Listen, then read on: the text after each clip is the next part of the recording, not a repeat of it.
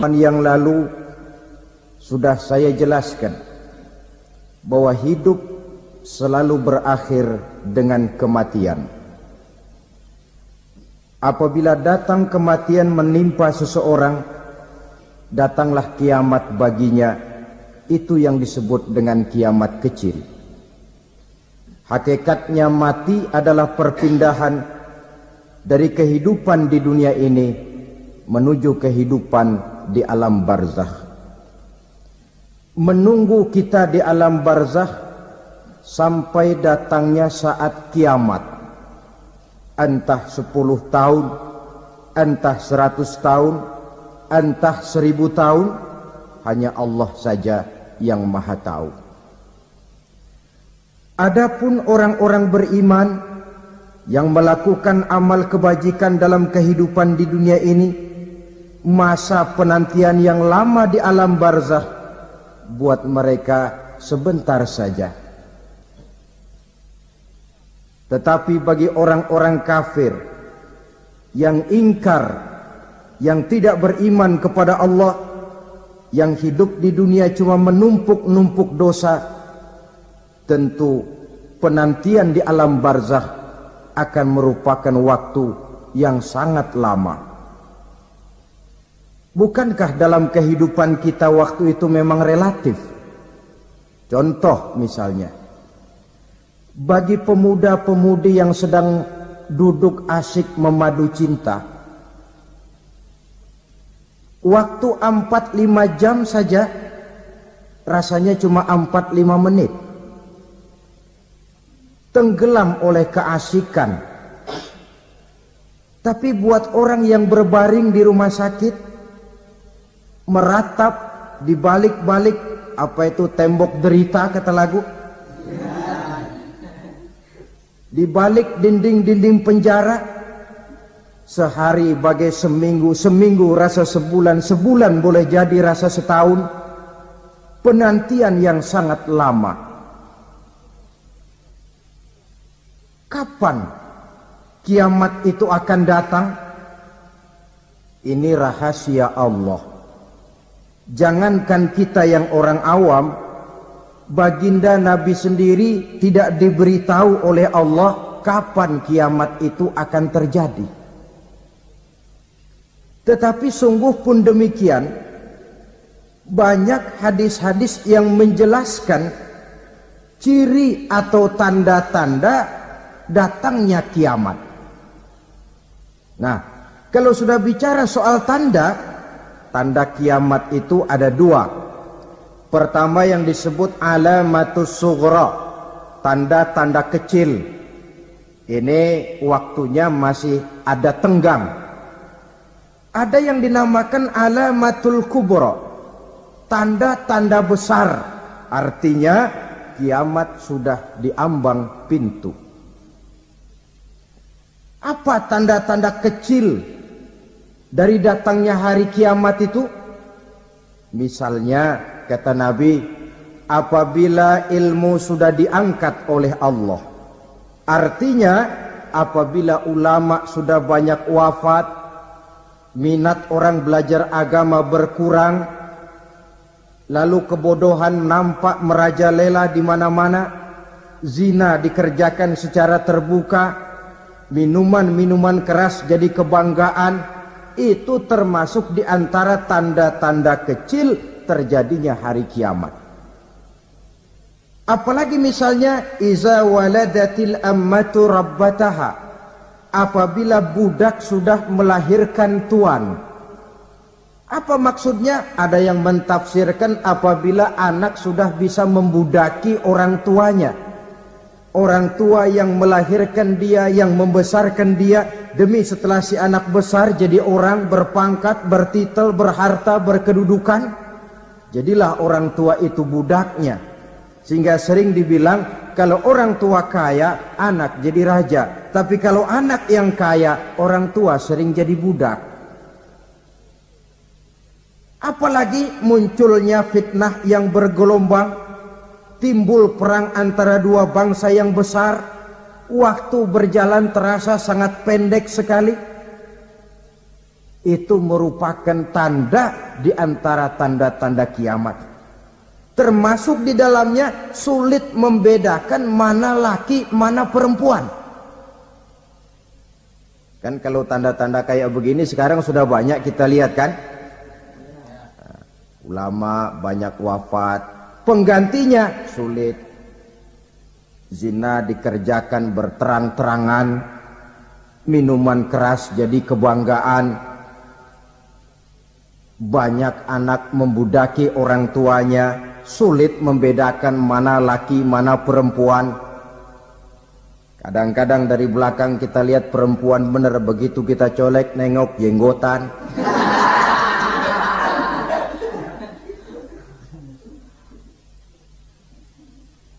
Ini termasuk tanda-tanda kecil, masih ada tenggang sampai akan terjadinya kiamat itu. Nah, yang dimaksud dengan tanda-tanda besar, ini tanda besar artinya kiamat sudah di ambang pintu. Pertama, matahari terbit dari sebelah barat. Apabila matahari sudah terbit dari arah sebelah barat, tertutuplah sudah pintu taubat. Bersabda Nabi kita, la taqumus sa'atu hatta tatlu'a syamsu min maghribiha. Tidak akan datang hari kiamat sampai matahari terbit dari arah sebelah barat. Fa iza tala'at, manakala matahari telah terbit dari arah sebelah barat, wara'ahan nasu, manusia banyak menyaksikan itu, amanu ajma'un, mereka pun lalu beriman. Yang tadinya kafir, yang tadinya ingkar, yang tadinya membangkang, setelah melihat matahari terbit dari sebelah barat, buru-buru beriman, berlomba-lomba mengucap 2 kalimat syahadat. Tapi apa yang terjadi? Kata Nabi, wadzalika hina la yanfa'u nafsan imanuha lam takun amanat min qabl.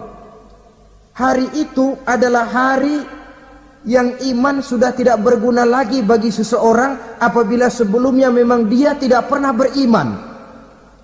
Au kasabat fi imaniha khaira, atau beriman tetapi tidak pernah melakukan kebajikan di dalam keimanannya itu. Hari yang sudah kasib, hari yang sudah terlambat, beriman tidak akan ada gunanya lagi. Ini pelajaran buat kita. Sebelum sang surya terbit dari sebelah barat, sebelum nafas sampai di tenggorokan, artinya pintu taubat masih terbuka. Kalau 2 hal itu sudah terwujud, nafas sudah sampai di kerongkongan atau matahari sudah terbit dari arah sebelah barat, tertutuplah sudah pintu taubat. Tak ada lagi gunanya pangkat, jabatan, harta, bahkan beriman pun dalam suasana macam itu. Too late, kata orang Kulon. Sudah terlambat. Matahari terbit dari arah sebelah barat. Itu tanda besar, artinya kiamat sudah di ambang pintu. Lalu apalagi tanda besar? Munculnya Dajjal. Dajjal artinya pendusta-pendusta yang menyesatkan manusia. Ada 2 macam Dajjal, saudara. Ada Dajjal kecil. Ini Dajjal kelas teri. Kalau ini sejak zaman Rasulullah sudah ada itu. Tiap zaman ada. Di zaman Rasulullah misalnya ada yang bernama Aswad al-Unsi dari Yaman. Ada yang namanya Musailamah al-Kazzab dari Yamamah. Ada yang namanya Ibnu Sayyad dari Madinah. Ini Dajjal-Dajjal di zaman Rasul. Musailamatul Kazzab memproklamirkan diri jadi nabi dia. Di zaman Rasul masih hidup. Ini Dajjal zaman Nabi. Di zaman sahabat muncul Dajjal-Dajjal. Di zaman kita sekarang ini Dajjal-Dajjal pun gentayangan. Dajjal-Dajjal kelas teri. Kerjanya mendustakan manusia, menyesatkan manusia, memalingkan manusia dari jalan yang benar dan diridhoi oleh Allah Subhanahu wa taala. Adapun yang merupakan tanda besar dari datangnya kiamat, dajjal-dajjal kelas kakap, pembohong-pembohong besar yang menyesatkan masyarakat manusia berpaling dari jalan Allah mengikuti jalan mereka. Apa sih ciri dajjal itu? Kata Nabi dalam hadis Bukhari Muslim, innad dajjala, sesungguhnya yang namanya dajjal itu yakhruju, satu saat akan muncul mendekati hari kiamat, wa inna ma'ahu ma'an, si dajjal ini membawa air, wanaran, dan juga membawa api. Dua simbol. Di tangan yang satu dia bawa air, di tangan yang satu dia bawa api. Wa ammal ladzi yarahu an-nasu ma'an fanarun, adapun yang orang banyak lihat air, hakikatnya adalah api. Yang dilihat api, hakikatnya adalah air. Oleh sebab itu, kalau api yang ditawarkan, ambillah air. Kalau air yang ditawarkan, pilihlah api. Maksudnya apa ini? Ini bahasa simbol, saudara-saudara. Dajjal bicaranya seolah-olah untuk kepentingan manusia. Menawarkan surga. Surga yang dia tawarkan, hakikatnya neraka. Hai manusia, kalau kau mau bahagia, jangan dekat-dekat dengan agama. Sholat itu tidak efektif dan efisien, tidak produktif dari segi ekonomi itu. Menghadiri majelis taklim cuma buang-buang waktu. Tahajud, tasbih, tahlil, baca Quran, apa itu? Pekerjaan mubazir saja. Hidup ini cuma sekali, masa yang cuma sekali, manfaatkan dengan sebaik-baiknya. Mumpung. Dibawanya sifat mumpung, tetapi dalam pengertian yang sangat negatif. Bicaranya seolah-olah untuk kepentingan manusia, tetapi sebenarnya menjerumuskan manusia. Menawarkan air, tapi sebenarnya api. Menawarkan api, tapi hakikatnya air. Buat apa kamu sholat? Buat apa kamu bayar zakat? Buat apa kamu puasa? Surga yang dicanangkan dajjal, hakikatnya neraka. Neraka yang digambarkan dajjal, pada dasarnya adalah surga. Jadi memutarbalikkan fakta itu kerjaan dajjal. Yang hak jadi batil, yang batil dibilang hak, yang benar jadi salah, yang salah malah jadi benar. Tuntunan disuruh jadi tontonan, tontonan malah menjadi tuntunan. Itu pekerjaan dajjal profesinya. Zamannya Nabi Adam, dajjalnya kan iblis. Betul? Betul. Apa sih rayuan iblis itu? Allah setelah menciptakan Nabi Adam kan bilang, Adam, kau dan istrimu Hawa tinggal di surga ini. Seluruh fasilitas yang ada di surga persilahkan kau nikmati. Satu yang tidak boleh, jangan coba-coba dekati pohon khuldi. Dekat saja jangan, apalagi sampai memetiknya. Datang dajjal yang namanya iblis ini. Adam, kamu tahu nggak kenapa tidak boleh makan buah khuldi? Ya nggak tahu, pokoknya saya dilarang. Bodoh kamu, Dam. Khuldun artinya kekal. Kalau kamu makan itu buah, kau akan kekal di surga buat selamanya. Allah tidak kepengen, maka dilarang kamu makan buah khuldi. Kalau kau ingin kekal di surga, Adam, makan saja. Saya bicara begini ini untuk kepentingan kamu, Adam. Ini kan ciri-ciri dajjal.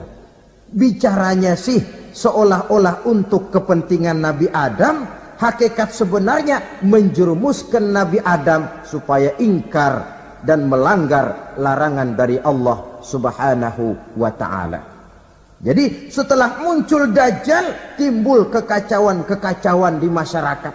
Banyak yang terpengaruh, terpedaya dan terpesona. Termasuk mereka yang memproklamirkan diri jadi nabi. mereka yang memproklamirkan diri jadi rasul di zaman sesudah Rasulullah wafat, itu adalah dajjal-dajjal. Maka saya ingatkan, kalau di zaman kita sekarang ini ada orang ngaku jadi nabi, ada orang ngaku jadi rasul, biar bahasa Arabnya kental, Quran hafal, hadis ribuan hadis hafal, biar pakai serban sampai menyengser ke tanah, bahasa Arabnya fasih, tapi dia mengaku jadi nabi, jadi rasul, kita umat Islam wajib tidak percaya. Wajib untuk tidak percaya. Itulah dajjal-dajjal zaman kita sekarang ini. Tidak mustahil mereka datang mempengaruhi orang-orang awam supaya berpaling dari Rasulullah, mengikuti mereka. Nah, di akhir zaman nanti, mendekati hari kiamat, dajjal ini muncul, dajjal kelas kakap, menyesatkan masyarakat manusia untuk berpaling dari Islam, mengikuti seruan mereka. Apalagi di antara datangnya kiamat itu, tanda yang besar itu, turunnya Nabiullah Isa al-Masih, putra Maryam. Menurut berbagai hadis yang sahih, Nabi Isa al-Masih nanti akan turun lagi, tidak membawa risalah yang baru, tapi meluruskan risalah Islam ini yang telah banyak ditinggalkan oleh masyarakat.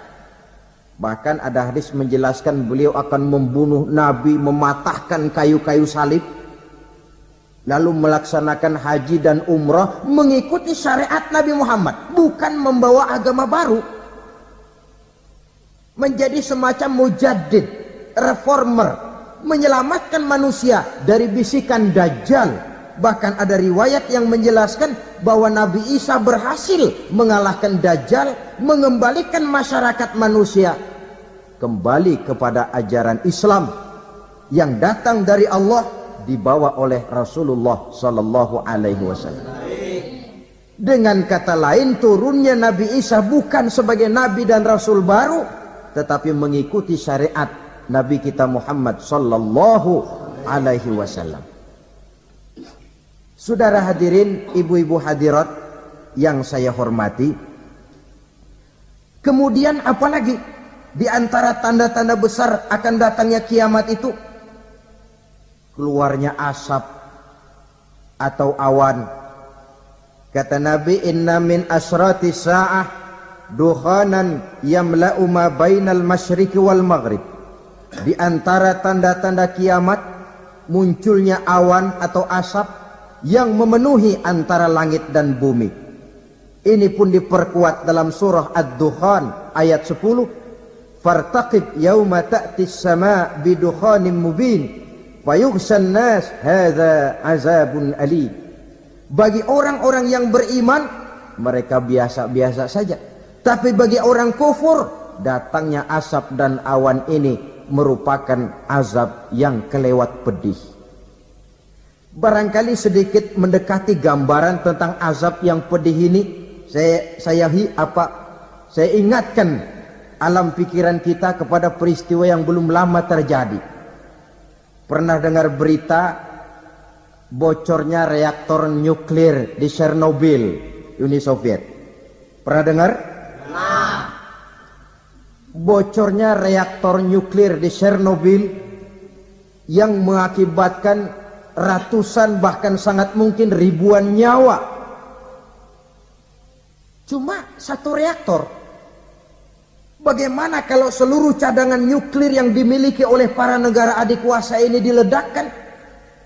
Bahkan yang konon menurut catatan, cadangan nuklir yang dimiliki bersama oleh Amerika dan Rusia sekarang ini sudah sanggup memusnahkan 6 miliar manusia. 1,5 kali lebih banyak dari jumlah manusia yang nongkrong di permukaan bumi ini. Saudara-saudara hadirin yang saya hormati,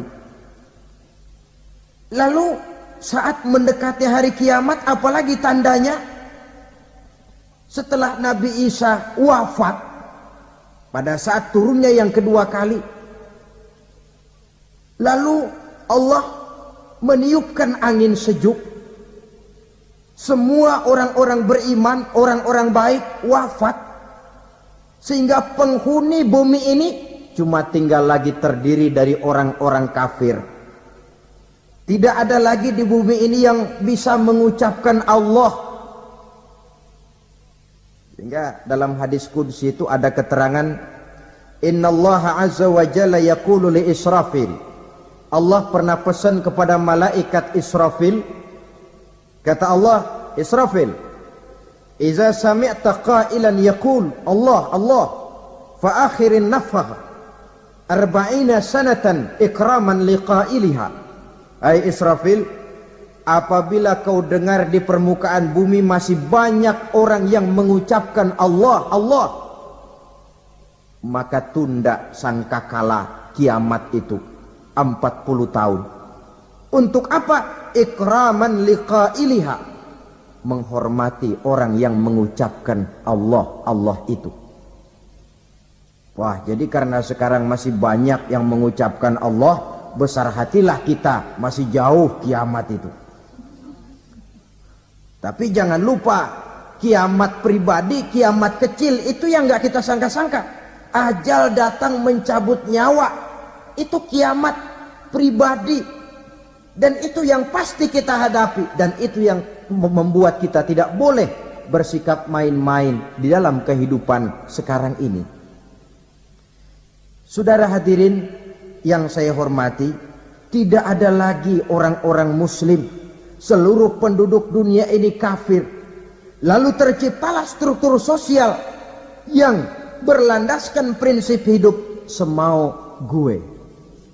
Bakal terjadilah prinsip di mana yang kaya menyantap yang miskin, yang kuat menindas yang lemah. Hidup sudah bagaikan di rimba belantara, berlaku hukum rimba. Siapa yang kuat dia yang menang, siapa yang lemah menjadi mangsa. Timbul kekacauan, maksiat merajalela, munkarat menjadi-jadi, sehingga isi bumi ini penuh dengan segala macam perbuatan dosa. Tidak ada perlunya lagi alam diperpanjang temponya. Datang saat yang sudah dijanjikan oleh Allah Azza wa Jalla, maka terjadilah yang disebut kiamat kubra, kiamat besar, kiamat hancur-hancuran. Bagaimana kejadian ini dimulai?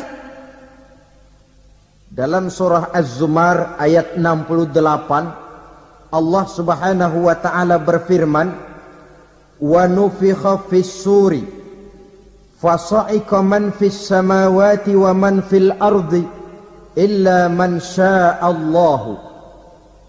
Maka manakala ditiuplah sangkakala, terkejutlah seluruh yang ada di langit dan seluruh yang ada di bumi. Bila saat kiamat datang, Allah perintah malaikat Israfil, Israfil, tiup sangkakalamu. Ditiuplah sangkakala oleh malaikat Israfil. Yang akibat daripada tiupan itu, seluruh yang ada di langit, seluruh yang ada di permukaan bumi terkejut. Yang ada di langit siapa? Malaikat kan. Bayangin aja kalau malaikat kaget, apalagi kita. Terkejut seluruh makhluk yang ada di bumi, yang ada di langit mendengar suara sangkakala itu. Bunyinya tidak sanggup kita bayangkan dahsyatnya.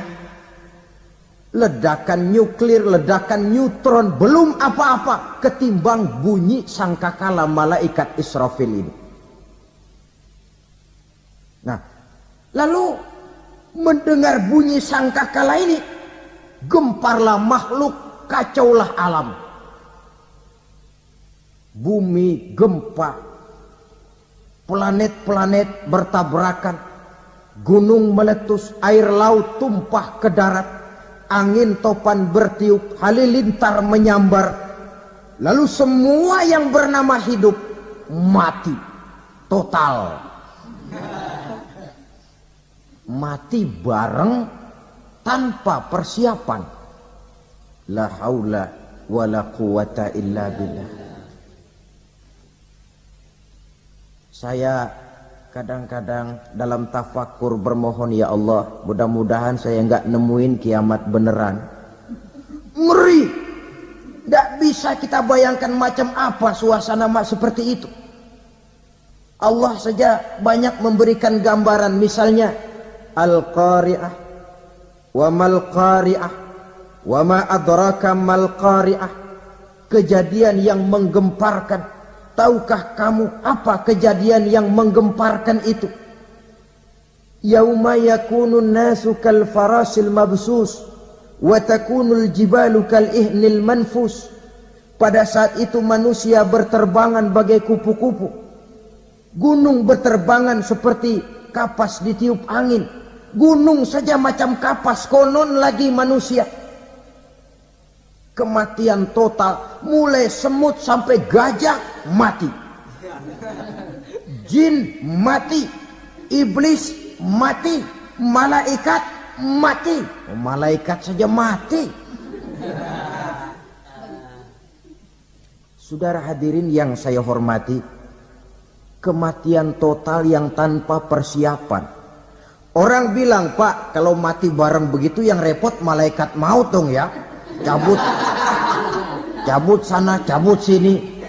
Itu kalau menurut logika kita, mestinya begitu menurut logika. Tapi logika juga yang bilang nggak perlu serepot itu. Sebab untuk mematikan listrik di wilayah DKI, di wilayah Jakarta, nggak perlu tiap rumah didatengin matiin ya lama. Cukup dari kantor pusatnya saja PLN tekan satu tombol, gelaplah seluruh Jakarta. Saudara hadirin yang saya hormati, kematian total. Lalu setelah kematian total, planet-planet juga mati, dalam arti tidak bergerak dan beredar. Angin mati, dalam arti tidak bertiup. Air mati, dalam arti tidak ada riak gelombang. Pokoknya semua mati. Kullu nafsin za'iqatul maut. Semua yang bernafas mati. Dalam ayat lain, kullu man 'alaiha fan. Semua yang ada di permukaan bumi fana. Yang kekal cuma Allah subhanahu wa ta'ala. Yang paling belakang mati, malaikat maut dan malaikat Israfil. Tapi mati juga sesuai dengan janji Allah. Menurut hadis Bukhari Muslim dari Abi Hurairah, masa tenggang waktu antara kematian total pada tiupan sangkakala pertama dengan proses kebangkitan pada tiupan sangkakala kedua 40 lamanya. Tidak dijelaskan oleh Abi Hurairah 40 jam, apa 40 hari, apa 40 tahun. Hadis-hadis cuma menyebutkan 40 saja. Sunyi alam, yang tinggal cuma Allah saja lagi. Ketika itu Allah berseru-seru, katanya, limanil mulkul yauma. Siapa para penguasa hari ini? Mana itu raja-raja dan penguasa yang dulu mengaku jadi Tuhan? Fir'aun. Mana Fir'aun sekarang?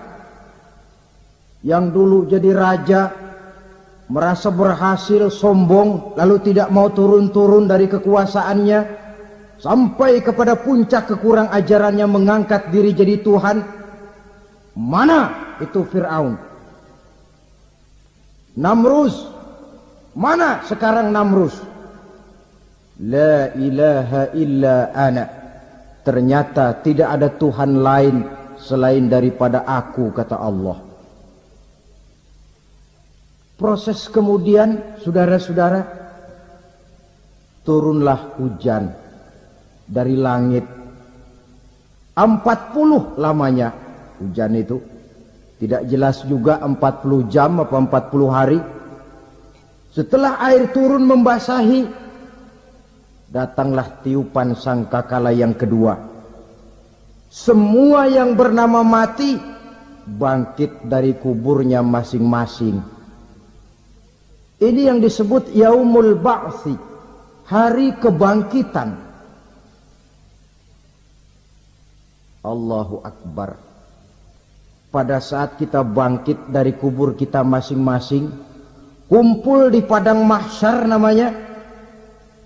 Bayangin aja, saya sendiri nggak sanggup bayangin. Manusia sejak zaman Adam sampai zaman kiamat kumpul bareng di tempat sama. Berapa banyaknya itu?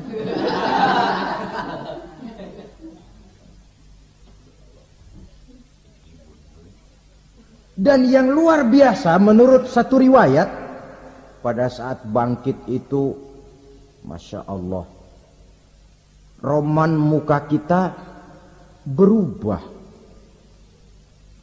Disesuaikan dengan amalan kita waktu di dunia ini. Barang siapa yang waktu di dunia amalannya itu amalan tikus,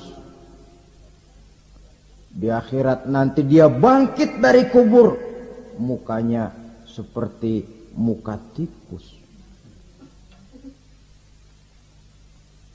Gagah betul badannya, tapi mukanya seperti tikus.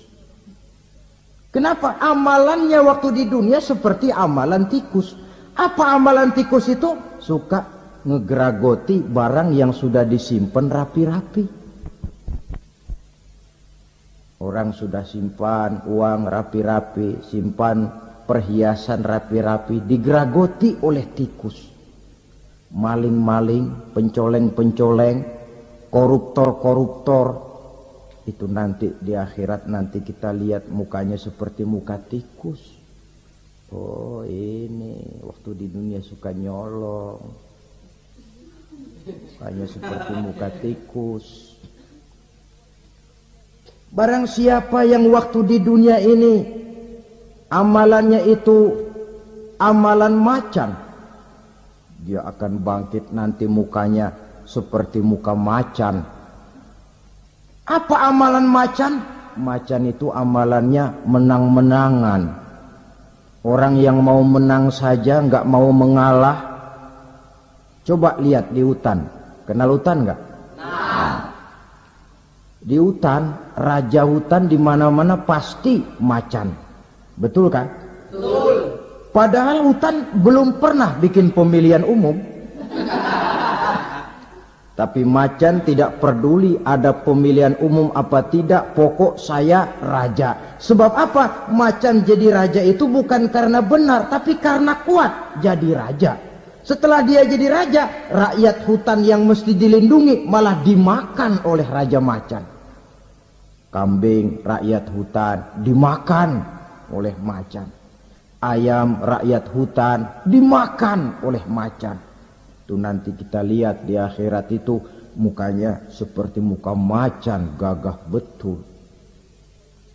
Lalu barang siapa yang di dunia ini amalannya itu seperti amalan anjing, nanti dia punya muka seperti muka anjing. Apa amalan anjing? Pertama, anjing itu kalau disuruh jaga rumah, dia tidak bisa membedakan mana maling, mana tamu. Biar yang datang maling kalau bawa tulang, anjing kalem. Yang kedua, anjing itu akan setia kepada siapa saja yang memberinya roti. Siapa yang memberinya roti, itulah majikannya. Apa kata majikannya, pasti dia laksanakan. Soal benar atau salah, dia tidak peduli. Setelah anjing dapat roti, dia tidak punya pilihan lain kecuali bilang, abdi mah kumaha juragan wae ayeuna mah.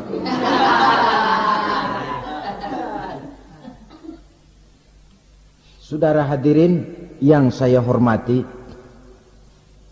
berkumpul di padang mahsyar, tiap orang sibuk dengan persoalannya masing-masing. Matahari waktu itu didekatkan oleh Allah. Panas luar biasa.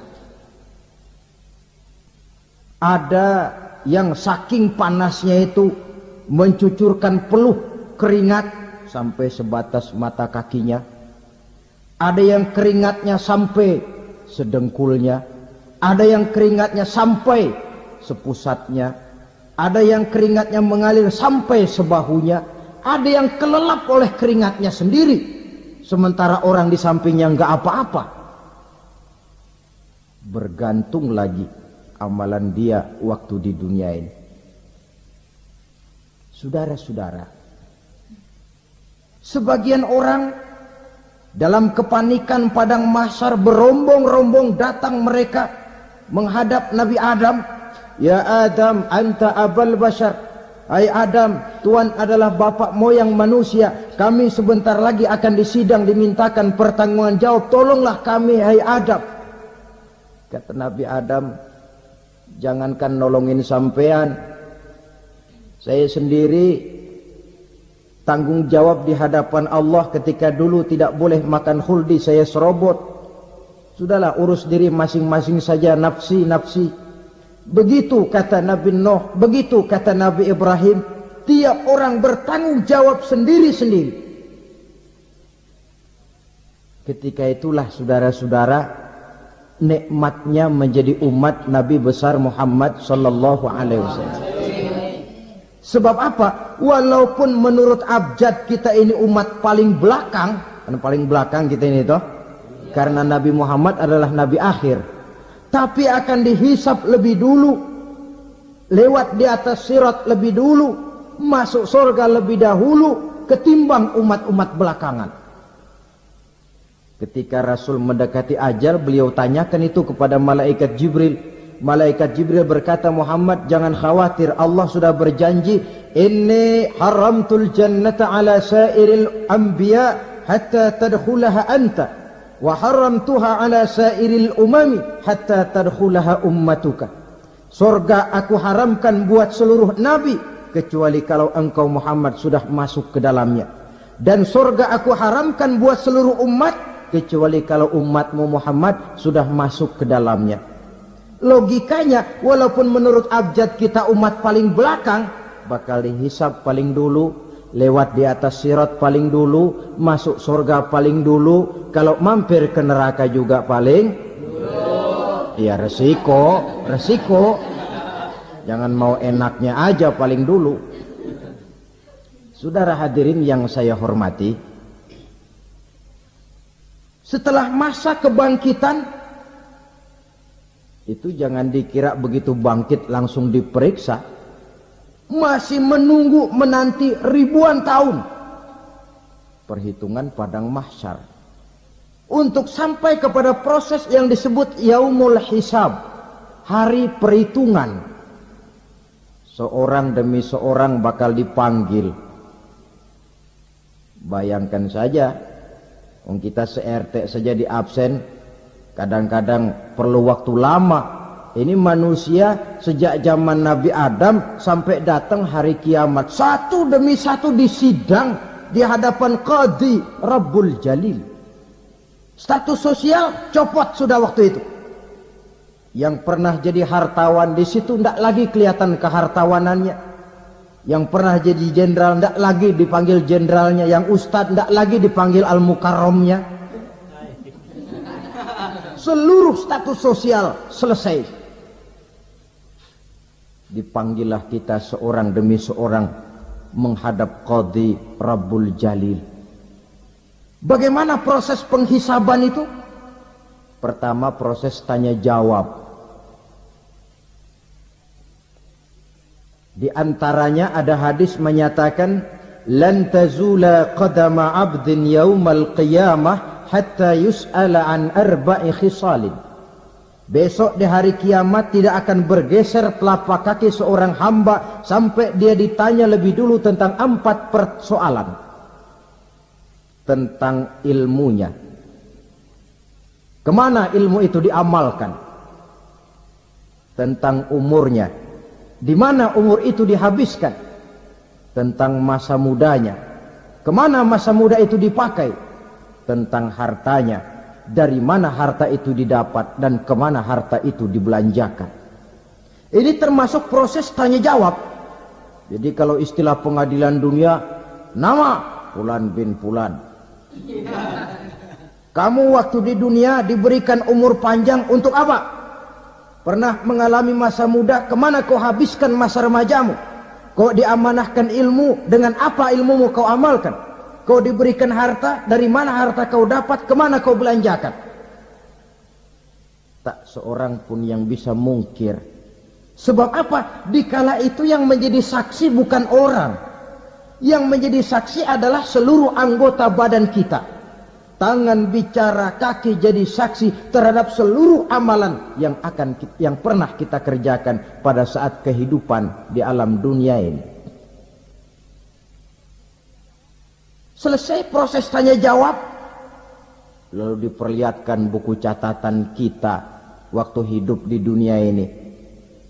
Jangan lupa Allah itu menyiapkan 2 superkomputer kepada kita. Sebelah ditempelin sebelah kanan, yang sebelah tempelin di sebelah kiri. Komputer itu namanya Raqib dan Atid.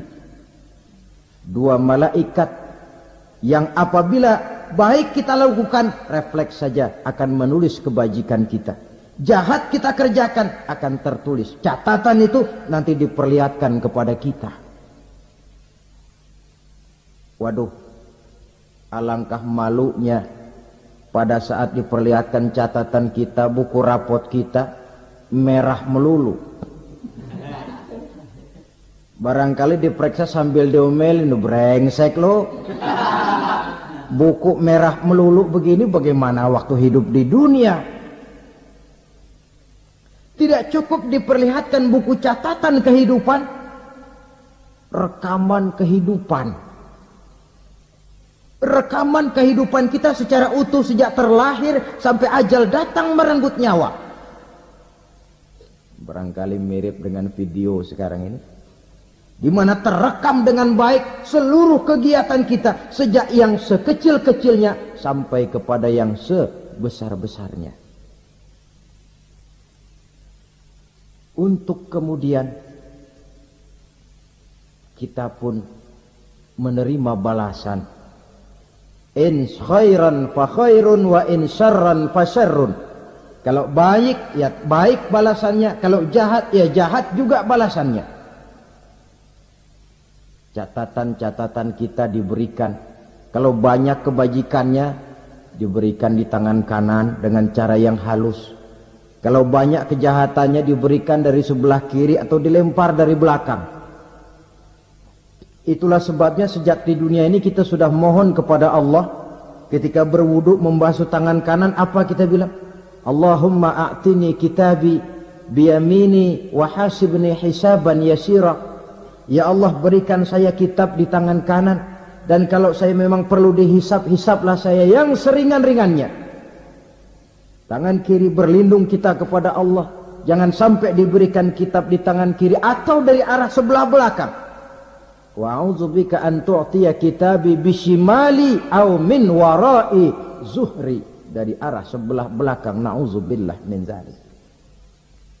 Setelah selesai lewat proses penghisaban, lewat mizan, timbangan, maka yang sudah selesai dihisab itu bergeraklah menuju sirat, jembatan yang terbentang menuju surga melalui neraka. Saudara-saudara, panjangnya perjalanan sirat itu memakan waktu ratusan tahun. Tetapi orang yang lewat di atas sirat pun macam-macam, bergantung amalannya ketika di dunia ini. Ada yang lewat di atas sirat itu kalbarkil khatib, seperti kilat yang menyambar, lep, sudah sampai dia di surga. Cepat bukan main. Ada yang lewat di atas sirat itu seperti orang lari-lari. Ada yang lewat di atas sirat itu seperti orang jalan biasa. Ada yang sambil merangkak, ada yang sambil ngesor, ada yang sambil gelayutan. Ada yang selamat sampai ke ujung ke surga, ada yang tergelincir jatuh masuk ke dalam neraka, bergantung amalannya dalam kehidupan di dunia sekarang ini. Tiap kita akan melewati yang namanya sirat ini. Saudara-saudara kaum muslimin yang saya hormati, dengan demikian mereka yang selamat melalui sirat sampai ke terminal akhir surga, mereka yang ketika dihisab ternyata banyak kejahatannya daripada kebaikannya, mereka singgah di dalam neraka. Nah, adapun orang-orang yang beriman menurut ayat Quran dan hadis Nabi itu nanti ada bermacam-macam. Ada orang beriman itu yang dimasukkan surga. Ada orang beriman itu yang dimasukkan ke dalam surga. Ada orang beriman itu yang disebut penduduk surga. Kenapa lain-lain, Pak? Karena waktu di dunia amalannya juga lain-lain. Ada orang beriman yang masuk surga. Ini paling murah tiketnya. Mau masuk surga?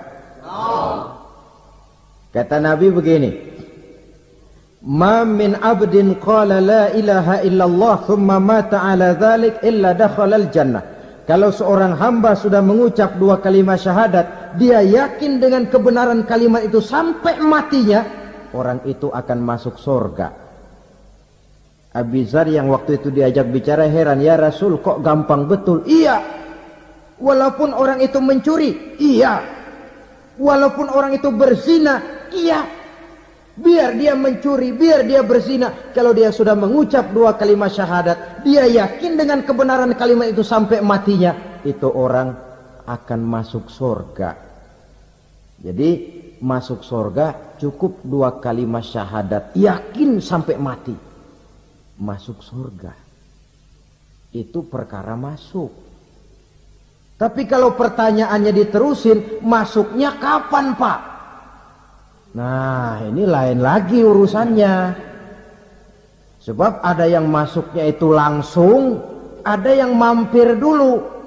Di sana tempat cuma dua. Kalau tidak surga, neraka. Mau ke surga, tapi mampir dulu. Yang mampirnya jelas di neraka. Kenapa? Dalam hadis qudsi ada riwayat, nanti itu di akhirat, setelah Allah selesai mengatur penduduk surga masuk surga, yang neraka masuk neraka, Allah berkata kepada malaikat Malik, malaikat Malik, labaik ya Allah, itu bajingan-bajingan tengik, manusia-manusia durjana yang waktu di dunia tidak mau sujud, jauh dari ulama, gemar melakukan yang munkarat dan maksiat, hidup di tengah masyarakat selalu jadi bibit keonaran, kufur, sudah masuk neraka semua. Sudah ya Allah. Nah, kalau sudah, coba sekarang kamu masuk, Malik. Saya, iya, masuk neraka. Mau apa ya Allah? Kata Allah, akhriju minan nar man kana fi qalbihi misqala habbatin min khardalin min iman. Kau masuk neraka, cari di dalam neraka orang-orang yang ada imannya walaupun kecil sebesar biji zarah, angkat mereka keluar. Masuk malaikat Malik ke neraka, cari orang yang ada imannya, korek-korek. Ya repot, udah pada gosong. Yang ada imannya diangkat ke atas, yang ada imannya diangkat ke atas, lalu dimandikan di Nahrul Hayat, namanya sungai kehidupan di akhirat nanti. Cakep lagi rupanya, bersih lagi wajahnya, apel di hadapan Allah. Kata Allah, bagaimana mas? Kapok nggak sampean? Kapok ya Allah. Nah, kalau kapok, idhab fadkhulil jannah, pergi masuk surga sana. Berangkat mereka ke surga, ketemu sama teman-temannya yang udah sampai lebih dulu, yang nggak pakai mampir lagi. Terjadi dialog, Kata teman-temannya yang udah pada nyampe duluan, Mas, iya, emang baru sampai? Saya baru sampai. Memang mampir di mana dulu, Mas? Kita sudah lama sampai di surga. Saudara buka surah Al-Muddatsir ayat 34-35. Masalakakum fis saqar? Kenapa kamu mampir di neraka Saqar? Qalu lam nakum minal musallin. Mereka menjawab, kami mampir di neraka Saqar, Mas, gara-gara dulunya kami waktu di dunia tidak pernah sholat. Tidak pernah sholat? Tidak pernah. Kan rumahnya dekat masjid. Cuma dekat doang, Mas. Sholat mah enggak saya. Enggak pernah ngasih makan fakir miskin, enggak pernah hadir di majelis taklim, pendeknya enggak pernah melakukan kebajikan. Maka saya pun mampir di neraka Saqar. Untung betul saya punya iman, Mas, sedikit. Waktu hidup di dunia dulu saya pernah mengucap 2 kalimat syahadat. Sekali-kalinya waktu mau kawin. Masya Allah. Untung saja kawin. Kalau nggak kawin polos.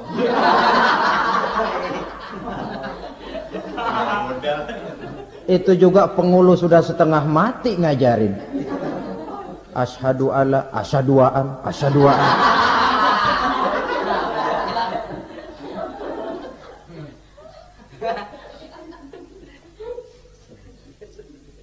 Ini namanya masuk surga, ada mampir dulu.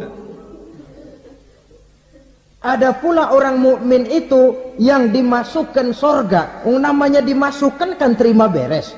Saya masuk ke rumah, jalan sendiri, cari tempat sendiri. Saya dimasukkan ke dalam rumah, terima beres, pokok ada di dalam, itu dimasukkan namanya. Nggak pakai mampir. Tapi tentu tiketnya lebih mahal ketimbang yang pertama tadi. Apa kata Allah? Innal ladzina amanu wa amilus salihat la ukaffiranna anhum sayyi'atihim wa la udkhilannahum jannah. Sesungguhnya orang-orang yang beriman kemudian beramal soleh, kami hapuskan segala dosa dan kesalahannya, kami masukkan mereka ke dalam surga. Lihat ayatnya. Allah yang memasukkan, kita yang dimasukkan. Tidak pakai transit, tidak usah mampir. Cuma tidak cukup syahadat, tidak cukup amanu, tapi diiringi dengan wa'amilus salih. Iman, amal. Tidak cukup syahadat, lalu dibuktikan dia sholat, dia zakat, puasa, lalu dia melakukan berbagai macam kebajikan. Ini yang menyebabkan dia tidak pakai mampir di tempat yang bernama Saqar. Lalu ada pula orang mukmin itu yang disebut penduduk sorga. Wah, ini sudah VIP ini. Ashabul jannah, penduduk sorga. Siapa mereka? Kata Allah, innal ladzina amanu summa istaqamu fala khaufun alaihim wala hum yahzanun ulaika ashabul jannah hum fiha khalidun. Sesungguhnya orang-orang yang beriman lalu istiqamah, tetap dalam melaksanakan perintah Allah, tidak goyah, tidak labil tapi stabil, istiqamah, mereka tidak takut dan tidak bersedih hati. Merekalah penduduk surga. Iman, istiqamah. Tidak punya duit, sembahyang. Banyak duit, sembahyang. Miskin, sembahyang. Kaya, tetap sembahyang. Istiqomah. Kadang orang kalau susah rajin ke masjid, banyak duitnya ngelihat masjid melengos. Itu yang dibilang waktu miskin hamba Allah, setelah kaya jadi hamba harta. Bergeser, tidak ada nilai istiqomahnya. Saudara-saudara, dengan begitu penduduk neraka itu dua. Ada penduduk permanen, ada penduduk yang semi permanen. Yang semi permanen orang-orang beriman yang mempunyai dosa besar. Mereka masuk ke neraka untuk menerima azab sesuai dengan dosanya.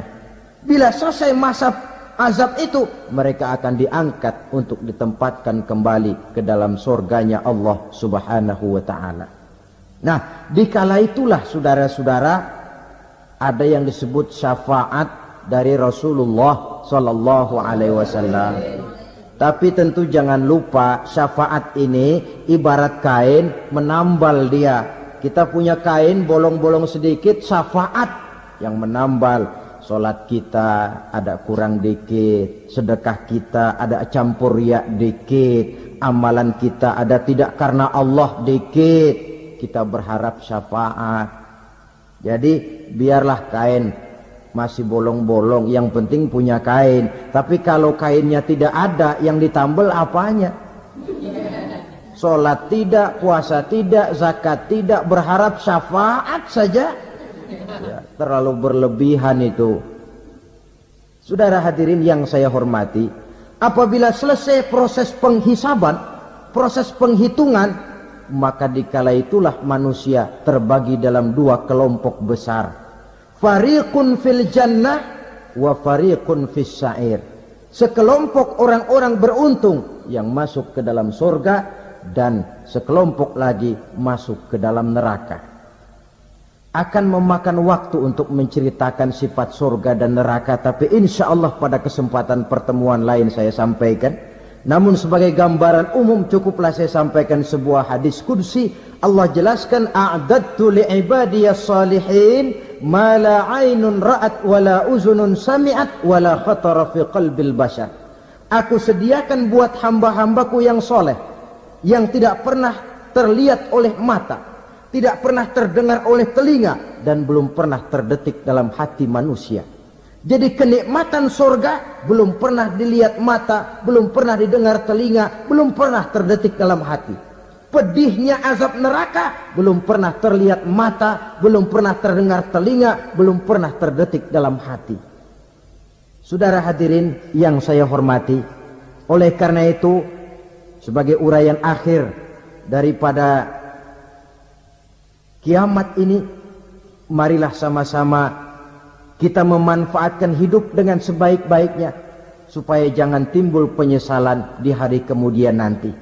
Mudah-mudahan kita seluruhnya diselamatkan Allah dari azab neraka. Guys, jadi di sini kita sudah menunjukkan pukul 5 lewat 15 kalau nggak salah.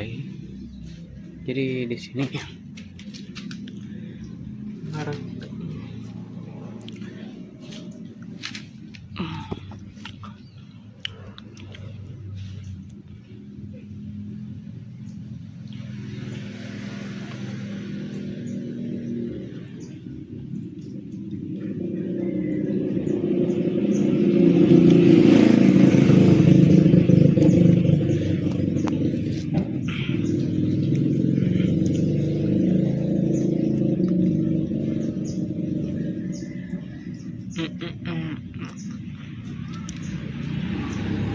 udah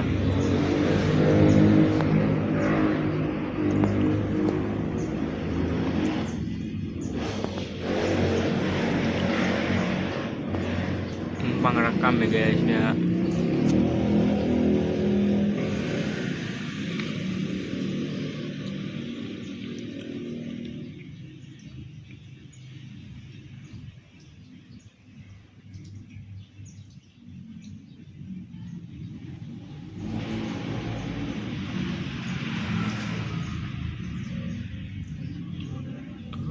Udah ya guys ya. Udah ya guys.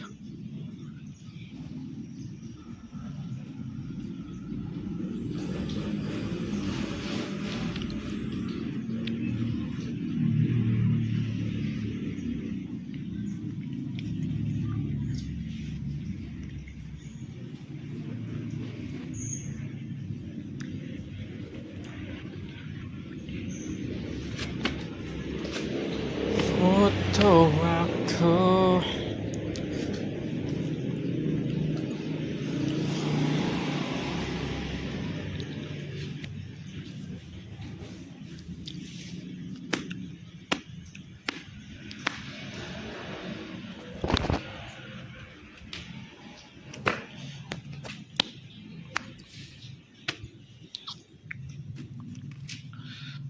Mana aja sih?